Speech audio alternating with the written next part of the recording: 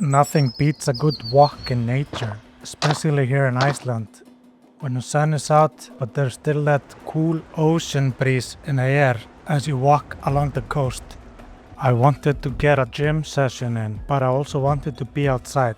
Luckily, there are few outdoor gyms around here that are open to the public. And honestly, you can get a pretty decent workout in. If some of the bodyweight exercises are too hard, you can use a resistance band to make them easier.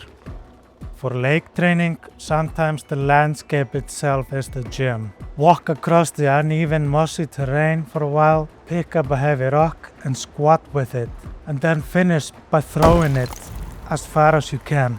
And when you're done, just lie down, lie back in the moss, listen to the birds and the waves from the ocean, and let your eyes rest on the horizon.